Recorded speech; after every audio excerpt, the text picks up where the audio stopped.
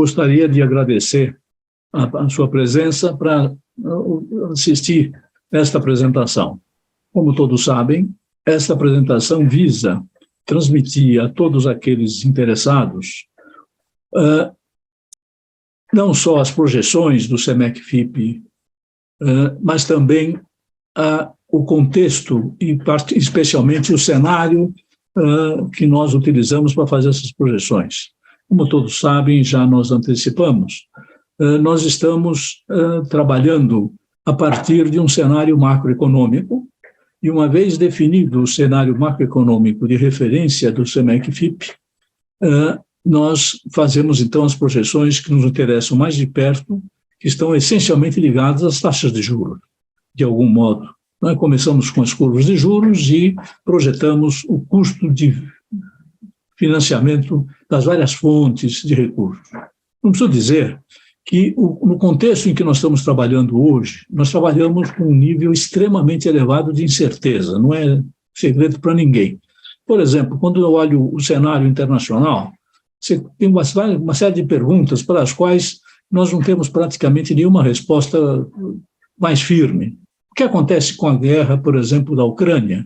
O que acontece com o preço do petróleo? O que acontece com o crescimento mundial? Veja, o próprio Fundo Monetário Internacional, no último relatório, o World Economic Outlook, que eles soltaram agora no dia 11 de outubro, adotou uma postura que me parece realista. Eles simplesmente, no começo do relatório, eles disseram, olha, o preço do petróleo que nós incorporamos nas nossas projeções, nós projetamos que em 2022, o preço do petróleo, o preço médio, vai terminar em $98,19, e nós trabalhamos com uma projeção do petróleo, o preço médio, em 2023, de $85,52. Então, apenas para dar uma ideia, eles resolveram, de algum modo, para poder fazer algum tipo de cenário, tomar algumas decisões específicas, como é esse caso do petróleo. Então, no cenário de referência da FIP, nós também tivemos que fazer algumas opções. Lógico, nós vamos explicitar as razões pelas quais nós adotamos algumas hipóteses, não necessariamente coincidentes com aquilo que está no principal elemento de projeção disponível no mercado brasileiro, que é a pesquisa Focus do Banco Central. Eu vou dar início, então, à apresentação. Muito bem. Então, esta apresentação também não é novidade, nós já anunciamos as projeções do SEMEC-FIP do custo de financiamento das empresas e cujo foco é a otimização de recursos de financiamento nas empresas. Esta equipe que trabalha nesse projeto, eu mesmo, que sou o coordenador, o Lauro Modesto, que é economista sênior, José Monteiro, que é o nosso consultor, e duas analistas, a Marli Paz e o Fernando Fumagalli, e dois estagiários, o Guilherme e o Lucas. Antes mesmo da apresentação, gostaria de lembrar qual é o propósito do SEMEC-FIP em gerar esse produto. É exatamente isso que está escrito, foi a melhor forma que nós encontramos de dizer qual é o propósito. Oferecer aos executivos de finanças indicadores e análises da evolução recente e projeções das curvas de juros, custos e condições de captação de recursos de financiamento para apoiar suas decisões visando a otimização do financiamento e a geração de valor para as empresas. Quer dizer, esse é o propósito desse trabalho, desse produto. Vamos cobrir esses 4 tópicos. Como seria óbvio, nós temos começado o cenário internacional, e de um modo muito simples, o resumo é que nós vamos enxergar mais inflação e menos crescimento. O cenário doméstico, o cenário brasileiro, e isso se refere principalmente às expectativas para 2022, que, como vocês sabem, surpreenderam em termos de menos inflação e mais crescimento. 2023, é claro, é uma outra história, nós vamos falar sobre esse assunto. Entramos aí no cenário macroeconômico de referência da SEMEC-FIP. Como vocês sabem, nós não temos um modelo de dezenas de equações para projetar esse cenário. O que nós fazemos é capturar os cenários desenvolvidos por entidades nacionais e internacionais qualificadas, e dentro desse conjunto de projeções, nós buscamos selecionar um cenário macro que, na nossa visão, parece ser o mais razoável, o mais provável, evidentemente sujeito a toda aquela incerteza que eu já me referi no início. E, finalmente, nós verificamos, então, quais são as projeções do SEMEC-FIP. Cenário internacional, veja, evidentemente, o primeiro passo é tentar formular hipóteses sobre o que acontece com as commodities. Como todos sabem, o grande problema que nós temos enfrentado, já logo após a pandemia, quando houve um desequilíbrio entre a recuperação da demanda e se defrontou com uma desorganização na cadeia de oferta, é a inflação. Inflação que aconteceu em geral e muito especialmente no plano das commodities. A guerra da Ucrânia, evidentemente, complicou fortemente esse panorama. E, é claro, então, o primeiro passo para se trabalhar num cenário internacional é, efetivamente, nos perguntarmos sobre qual é a hipótese que nós fazemos de commodities. Então, o que nós pegamos aqui, na verdade, usamos os dados do Banco Mundial.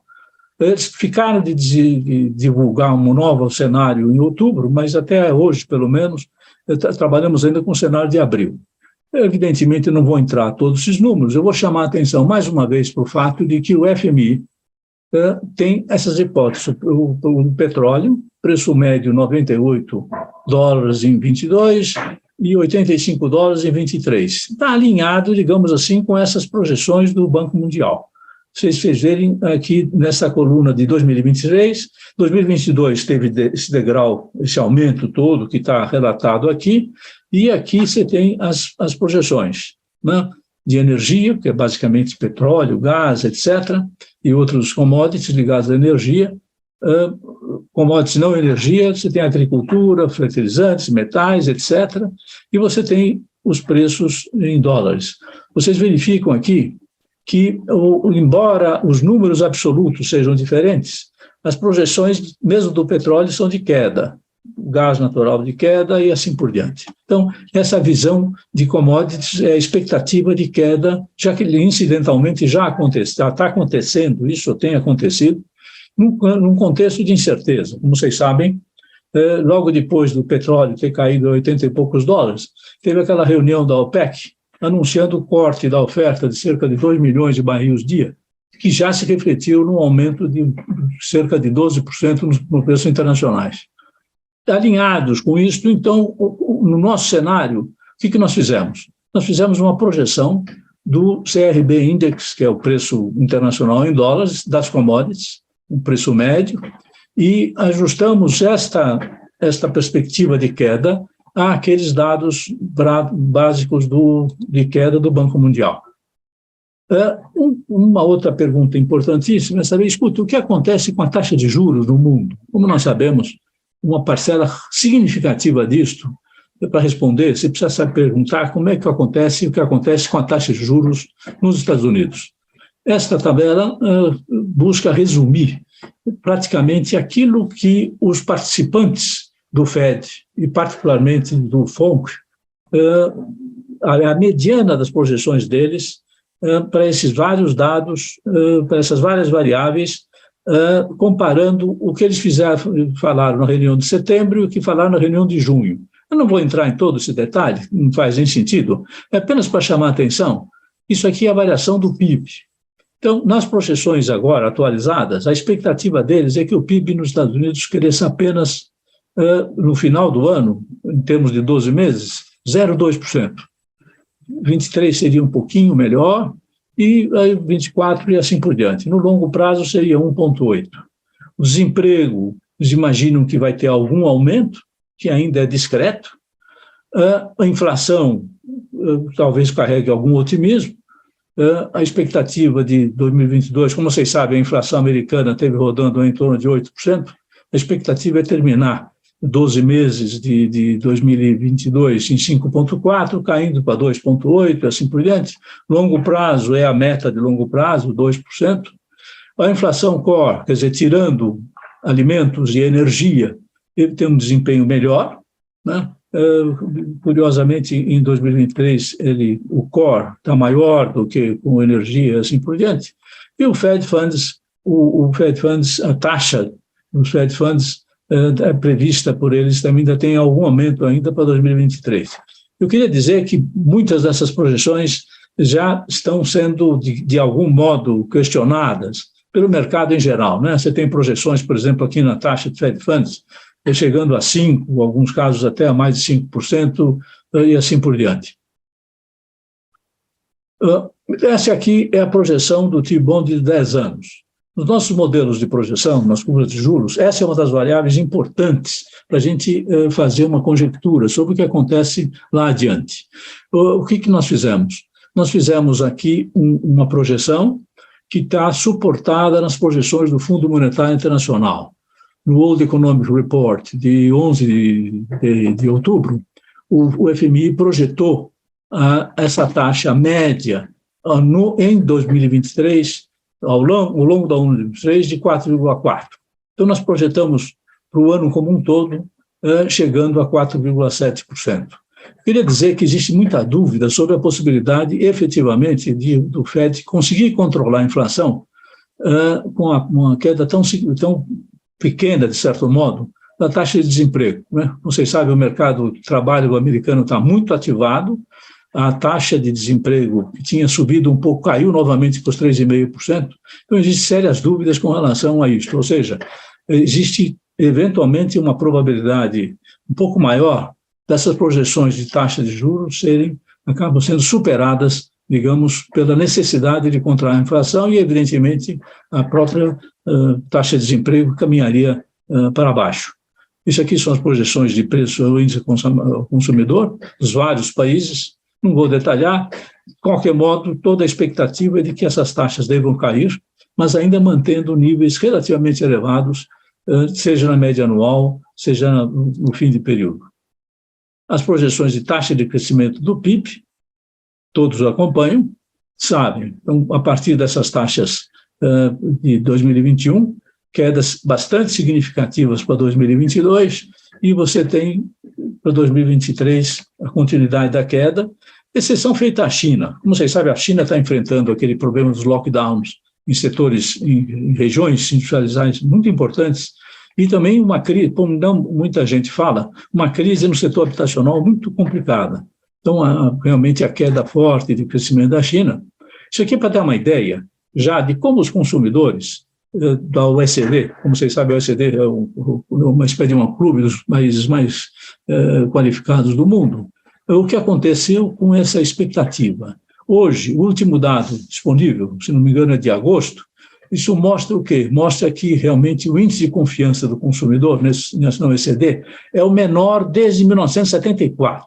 Só apenas para dar uma ideia. Evidentemente que uma parcela significativa dessa queda está sendo puxada na União Europeia, na zona do euro, com todo esse desafio do corte da oferta de gás. Qual é a implicação desse cenário todo para o Brasil? Nós destacamos apenas 3. O primeiro é que a queda do crescimento econômico. O que isso implica? A redução da demanda dos preços das exportações de commodities brasileiras. Então, isso aí entra com sinal negativo. Elevação da taxa de juros, mesma coisa, quer dizer, você tem uma elevação forte do FED. O que acontece em termos de taxa de juros? Você tem uma pressão, evidentemente, de baixo, a partir da taxa básica americana, para manter taxas elevadas aqui, mas, de qualquer modo, dada a expectativa de manter mais ou menos a Selic, ao longo de 2023 você vai ter uma redução do diferencial de taxas nos Estados Unidos e no Brasil. Você tem um efeito potencial sobre o quê? Sobre taxa de câmbio e, eventualmente, retardando a redução da taxa Selic em 23. O terceiro componente, nós poderíamos dizer que é positivo. Porque, nesse contexto todo dessa questão geopolítica, existe um movimento significativo, em termos de mundo, especialmente os países desenvolvidos, de realmente buscar rever as suas fontes de suprimento em favor de países ou regiões fora, digamos, da área do conflito, e evidentemente que oferecem algumas vantagens. O Brasil tem efetivamente algumas vantagens importantes, nós vamos comentar, e se tivermos uma política econômica inteligente, eu acho que esse será um fator positivo para a economia brasileira. Cenário doméstico, o que acontece com a inflação? Já vimos, temos tido aí alguns meses de deflação, eu chamo a atenção aqui para um ponto importante, é que essa queda de inflação acontece apenas em função dos preços chamados administrados. E aqui é basicamente a parte da energia e combustíveis, que foram favorecidos pela redução de preço, redução dos impostos, e, coincidentemente, também foi um período de queda de preço de petróleo. Então, ajudou bastante, mas você vê que os preços livres continuam ainda, em 12 meses, crescendo acima de 10%. A taxa de câmbio, que é outro componente importante para a gente fazer uma conjectura de inflação, nós estamos reproduzindo a expectativa, em última análise, do Focus, quer dizer, uma estabilidade. Em relação a todas as moedas emergentes, o real tem tido um comportamento, eu diria, bastante positivo.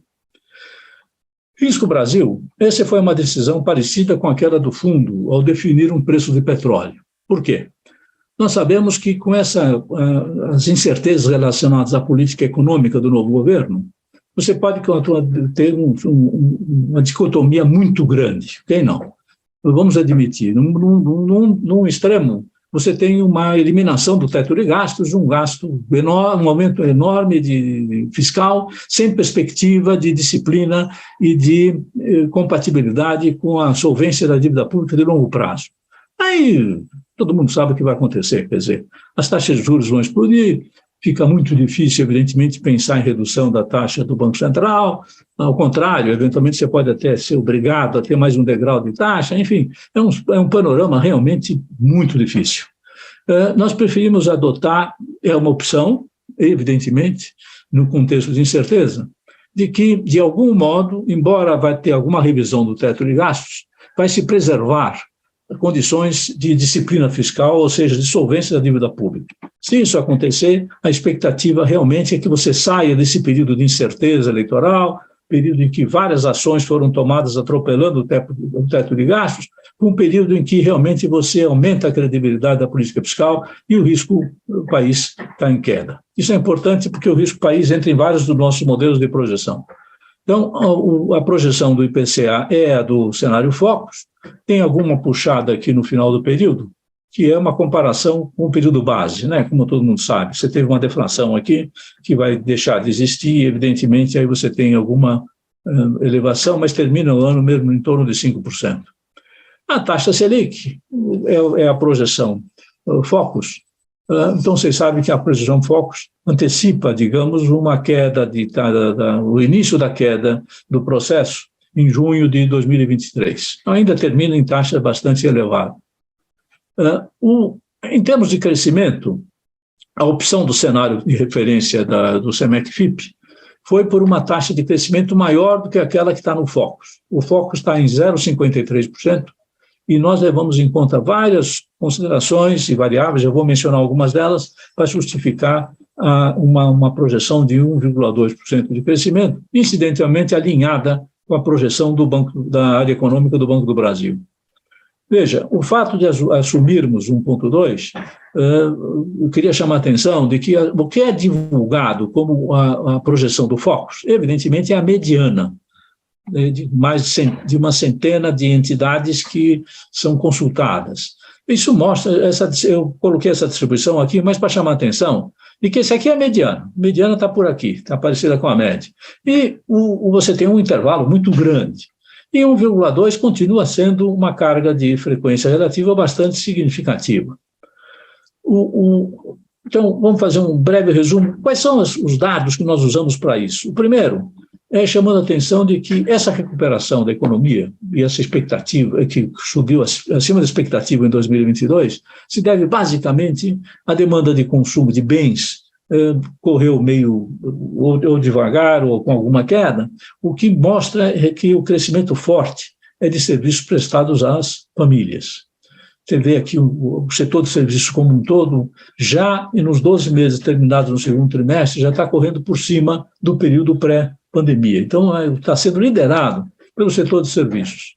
A taxa de desemprego, todo mundo sabe, teve uma queda extremamente significativa.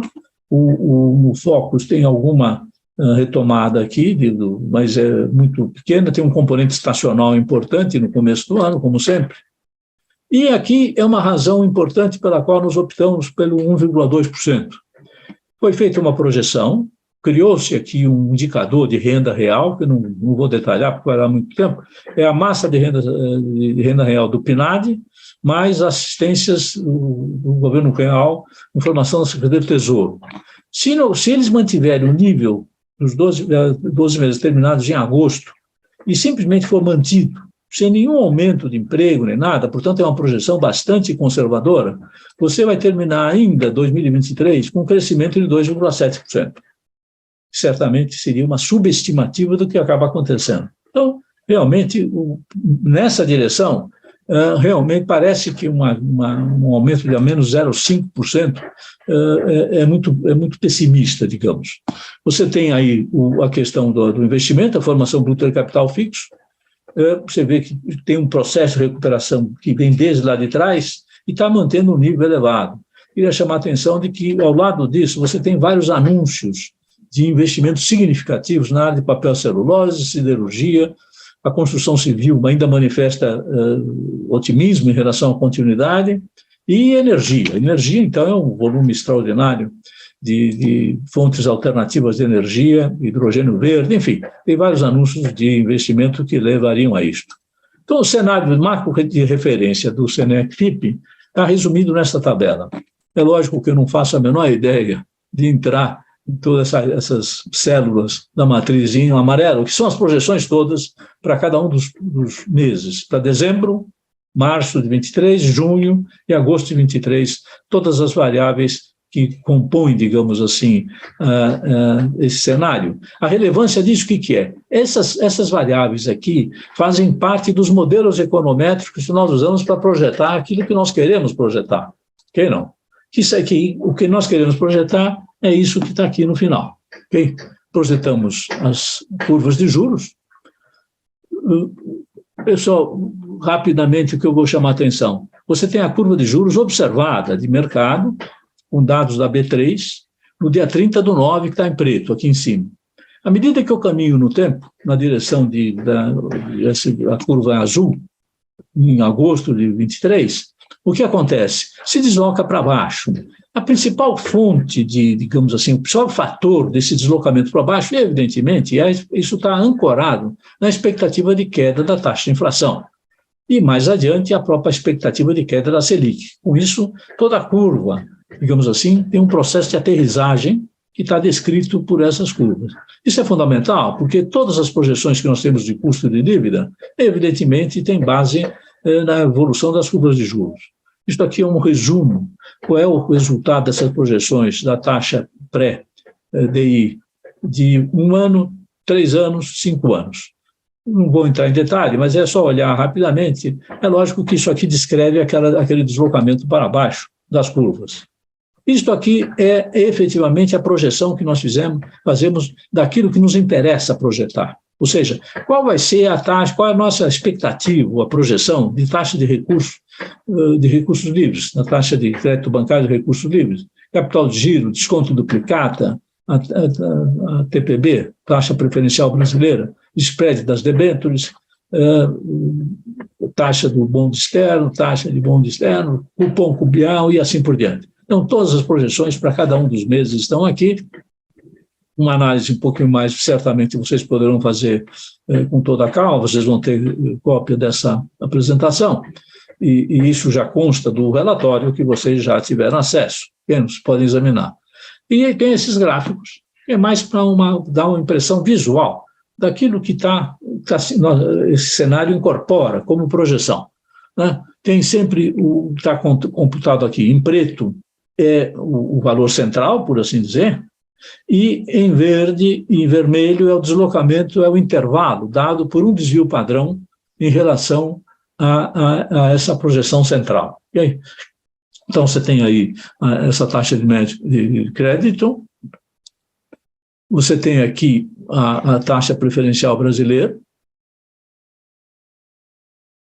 você tem o desconto de duplicatas, todos eles têm um padrão básico, que é a queda. Como eu disse, comandada basicamente por duas variáveis, a queda da taxa de inflação e a queda da taxa Selic. Né?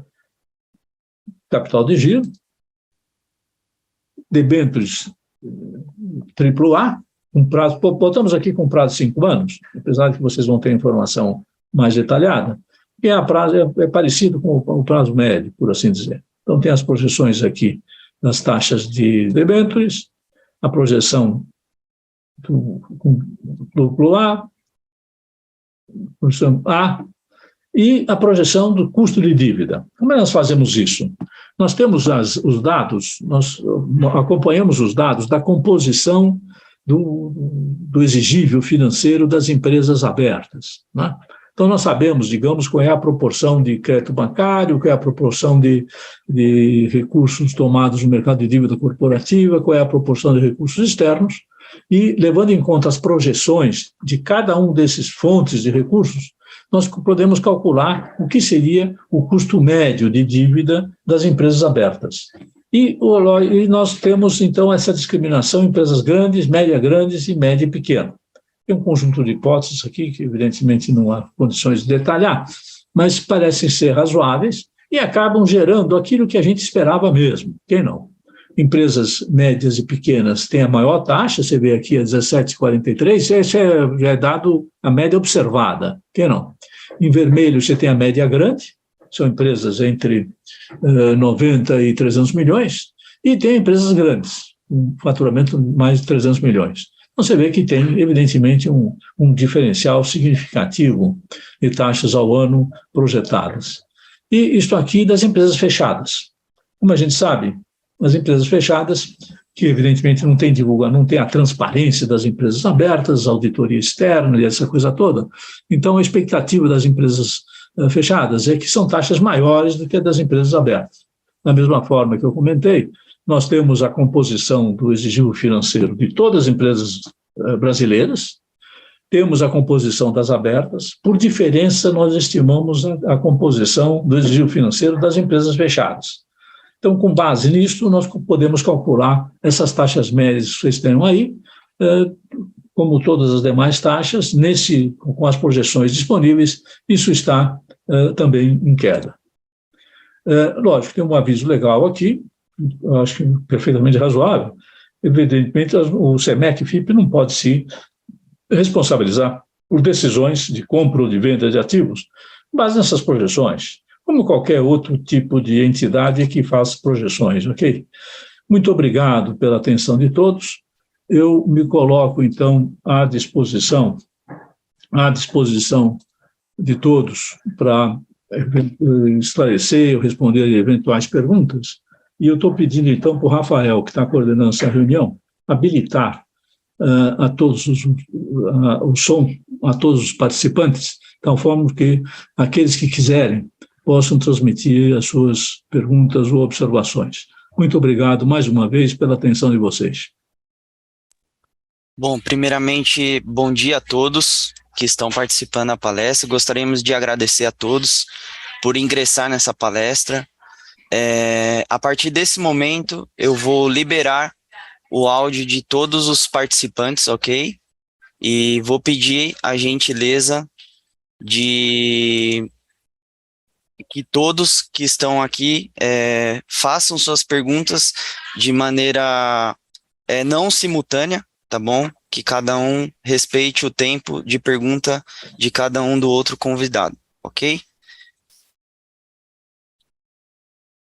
A partir desse momento, todos estão habilitados aí a usar o recurso do áudio, é só desmutar, ativar o botãozinho ali do microfone que vai conseguir falar com o professor Roca, ok?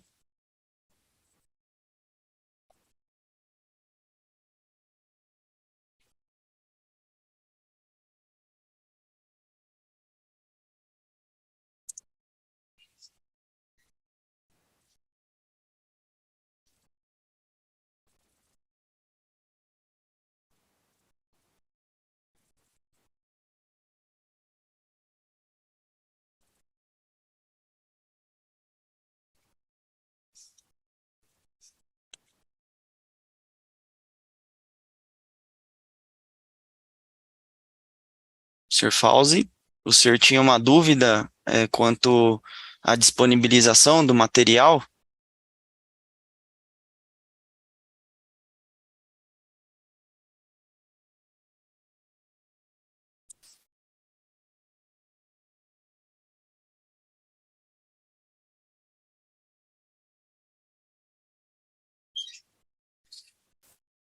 Professor Roca, o senhor está me ouvindo?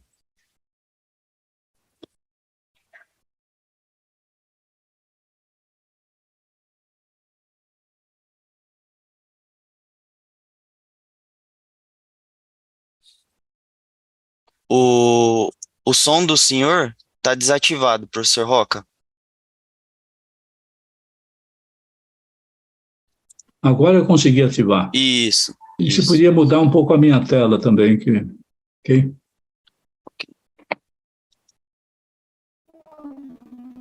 Bom, aqui está liberado o áudio de todos os convidados, ok? Tá certo. Bom dia.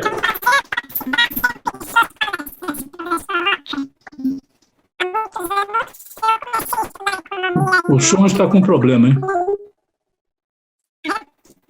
Bom dia, Sr. Fauzi.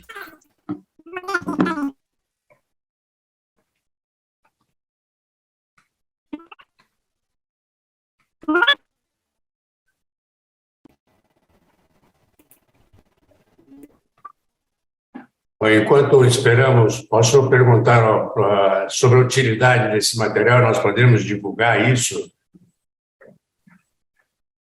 Sim, na verdade, veja, o que nós estamos fazendo hoje, ou fizemos já na segunda-feira, dia 17, foi liberar gratuitamente, sem custo e, portanto, sem nenhum tipo de contrato, para aqueles que se manifestaram interesse em recebê-lo.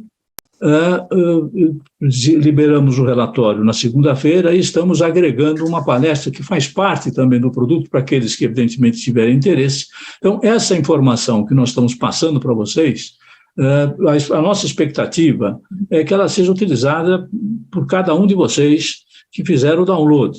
Lógico, não é a nossa expectativa que isso tenha uma divulgação ampla. Isso se trata de uma proposta dirigida. Lógico, não há nenhuma, como é que eu diria, não há nenhuma restrição séria de que vocês possam compartilhar essa informação com quem vocês bem entenderem. Não faz parte da nossa expectativa, mas de algum modo é muito natural. Eu suponho que alguém, em alguma empresa, digamos assim, que tenha recebido isso e tenha manifestado algum interesse, tenha a intenção de compartilhar esses dados e essas projeções com o seu pessoal, tá certo? Não é a nossa expectativa colocar isso aqui nos jornais, por exemplo. Mas não há nenhuma restrição quanto à divulgação. Se trata de uma decisão do SEMEC-FIP de realmente criar um primeiro passo na direção de divulgar a existência do produto. Okay? Então, não há nenhuma restrição com relação a isso. Obrigado, professor. Ok. Agora está bom meu som, professor? Como? Está aparecendo aí? Meu som está aparecendo? Sim, estou ouvindo. Ótimo. Bom, então, agradeço mais uma vez, né, a sua apresentação, sempre brilhante. Eu estudei desde 69 aí na USP, e já naquela época o senhor já era bastante atuante, né? Enfim, eu vi o material e tenho uma dúvida com relação ao que de fato acontece com algumas empresas, principalmente micro e pequenas. Aquelas que têm algum problema sério de liquidez atravessam hoje um verdadeiro pântano de taxa de juros. Pagam entre 3% e 4% ao mês de juros para financiar o seu capital de giro, desconto de duplicatas e algo assim, né? Enfim, e o CND, aquele famoso certificado, né, certidão negativa de débito, continua sendo um grande empecilho para obter recursos em bancos oficiais a taxas mais convidativas. Como é que o senhor vê no SEMEC uma possibilidade de que isso venha a se alterar num futuro governo?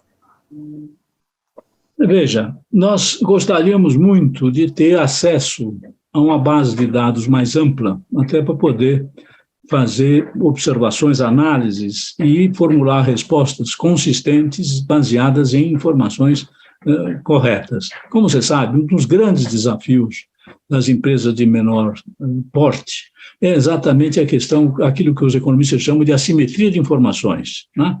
tipicamente, essas empresas não costumam ter a transparência em suas demonstrações financeiras, auditoria, enfim, dados confiáveis.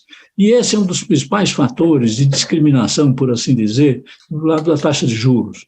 Toda a análise da taxa de juros mostra que o principal componente do spread bancário é exatamente a questão da inadimplência.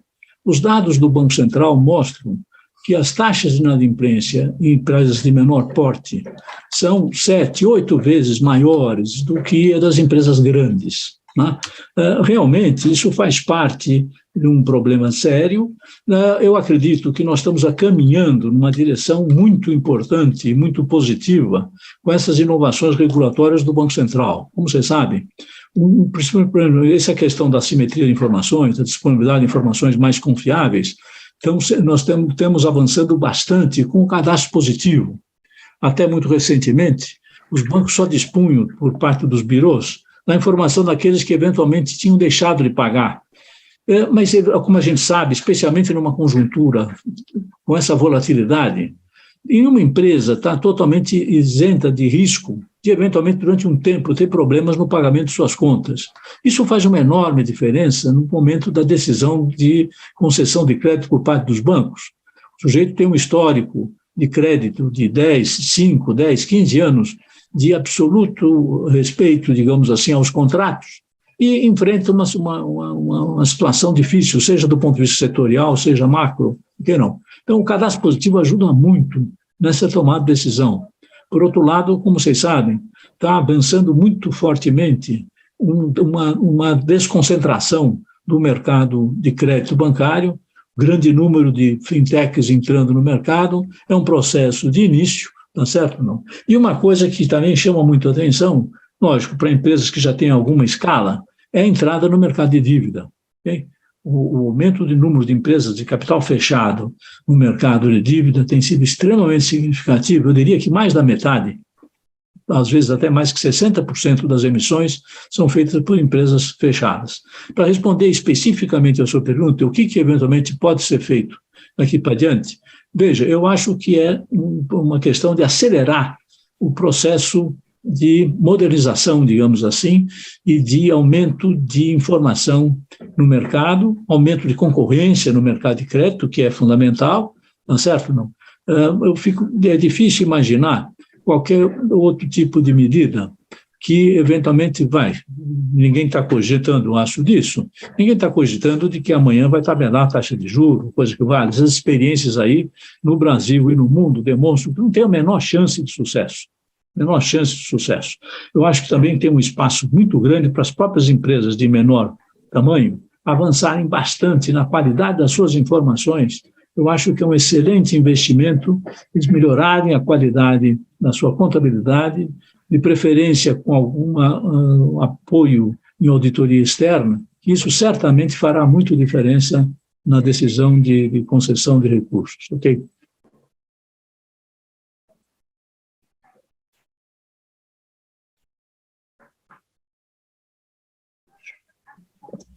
Ok, professor, gostaria de passar para o senhor uma dúvida do Leandro Almeida, da CNI, talvez seja a empresa.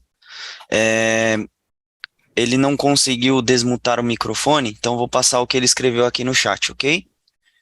Ele escreveu dessa forma: Professor Roca, por que as taxas de juros de crédito livre caem antes do meio do ano, sendo que a Selic permanece em 13,75% até o meio do ano que vem?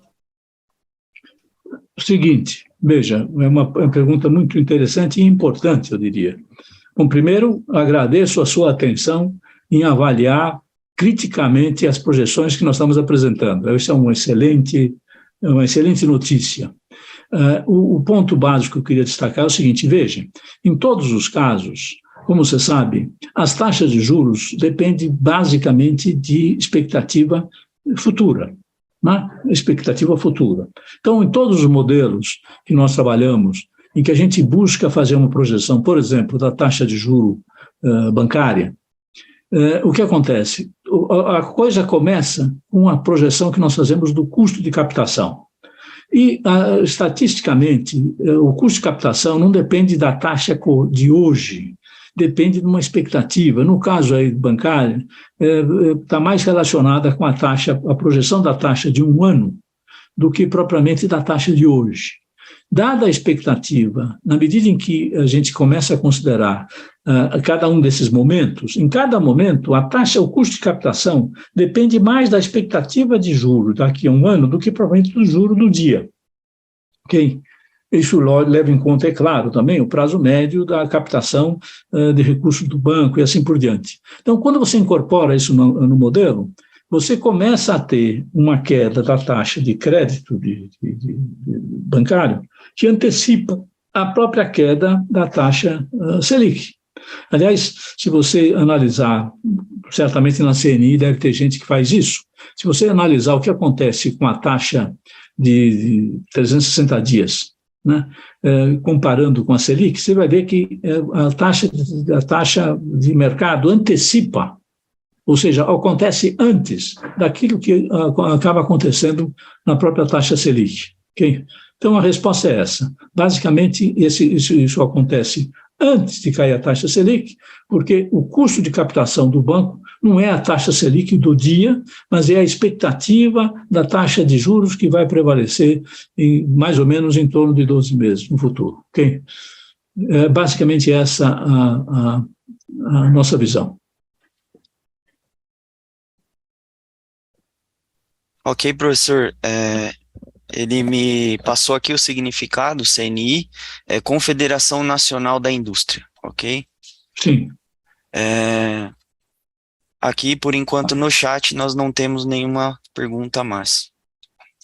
Então, continua aberto aí aos demais que gostariam de fazer um comentário ou passar uma dúvida aqui para que o nosso professor Roca ele possa responder a todos, ok?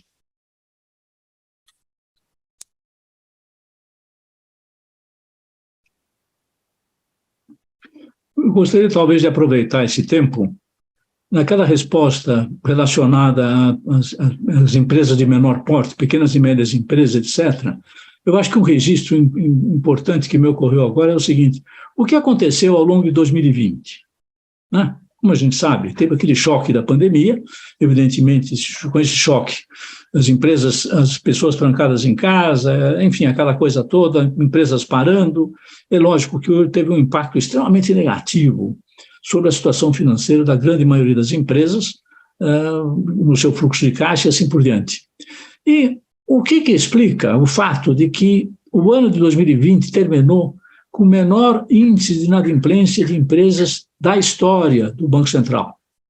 Você pega a série longa, nunca nós tivemos uma taxa de inadimplência de 1,2% das pessoas jurídicas. Foi menor do que a média de longo prazo, que ultrapassa o dobro dessa taxa. Por que será? Como se explica? E uma coisa que nós avaliamos é o seguinte: vocês devem estar lembrados que o Banco Central, em março, adotou uma série de medidas emergenciais para facilitar o aumento da liquidez e da oferta de crédito, e principalmente umas resoluções que facilitaram, digamos, o processo de renegociação de dívidas. Okay? Então, com isto, os bancos tiveram muito mais facilidade, tendo condições, sem fazer a reserva de capital, se é que eu posso dizer assim, na renegociação. E, com isto, ao longo do ano, o volume de renegociação de dívidas se aproximou de 1 trilhão. O dado da Febraban, me lembro na época, era de 975 bilhões de renegociação de dívida. Bom, qualquer um poderia cogitar do seguinte: muito bem, terminou aquele processo todo, muita gente renegociou dívida, é lógico, renegociou, passando isso aí praticamente para 2021 e assim por diante. Provavelmente, muita empresa não vai conseguir pagar. Além disso, você teve várias facilidades de pagamento de impostos e tal. Então, a expectativa qual que era? Olha, o índice de inadimplência em 2021 vai crescer fortemente, vai ter um problema sério pela frente. O que aconteceu de fato? Não aconteceu quase nada disso aí. Quer dizer, você teve ao longo do ano alguma elevação do índice de inadimplência, que foi para 1,45, 1,50, que é um aumento muito modesto e ainda um resultado muito bom relativamente à história. Quer dizer, eu estou relatando essa constatação, não é uma opinião, é uma constatação, os números mostram isso.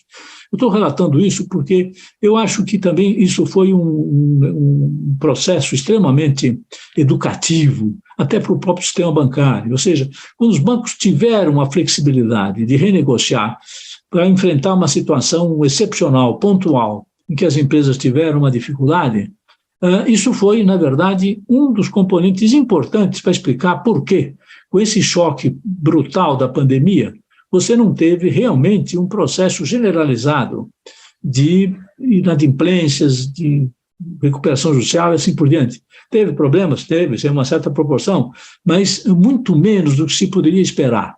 Eu estou chamando a atenção para isso apenas no sentido de que o próprio sistema financeiro interessa, acredito, eu acho que ficou claro, interessa o sistema financeiro ter realmente uma gestão racional, se é que eu posso dizer assim, da dívida das empresas, no sentido de minimizar realmente eventos em que você tem empresas saudáveis, em plenas condições de funcionamento, e que por um acidente temporário, às vezes setorial, às vezes momentâneo, tem dificuldades em atender seus compromissos. E um processo de renegociação frequentemente é um caminho eficaz para que realmente a coisa seja equacionada de modo razoável. É só um registro que me ocorreu e que eu diria até foi uma coisa que eu acredito, para nós que analisamos isso continuamente, para todos aqueles que analisam isso, deve ter sido uma surpresa extremamente positiva.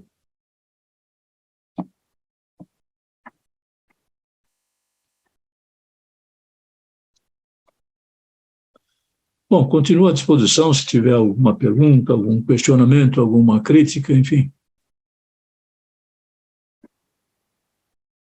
Rafael, tem mais alguém para fazer perguntas? Aqui no chat, estou acompanhando, o senhor também consegue acompanhar aí, tá ok, professor? O senhor clicando no chat, no comando aí o senhor vai ver o chat, né? Tem alguns comentários que foram feitos. Não tenho certeza se o senhor Fauzi, que é um dos convidados da palestra, no começo aqui ele havia perguntado aqui se o senhor disponibilizaria o material, tá bom? Tá certo. E aí, acho que foi só isso, não mais. Não, mas ele fez, eu estou vendo aqui um comentário do Fauzi, muito relevante e correto. Eu não mencionei, deveria ter mencionado, o funcionamento do Pronamp e do FEAP, ambos com garantia do fundo, num caso do Banco do Brasil e tem o fundo lá do BNDES, e que realmente foi um aumento extraordinário na concessão de crédito para pequenas e médias empresas. Eu lembro que em 2020 foi alguma coisa parecida com 130 bilhões de reais de financiamento com juros muito favoráveis que foram dados naquele período. Eu acho que a experiência foi muito positiva e, felizmente, as próprias autoridades se deram conta disto. E, como o Fauzi sabe, o Pronamp foi retomado ainda, acho que em meados deste ano. Eu acho que tem uma perspectiva muito interessante para as pequenas e médias empresas, ok? Que foi a forma como foi operado o processo com esses fundos de garantia do Banco do Brasil e do BNDES. Muito bem lembrado.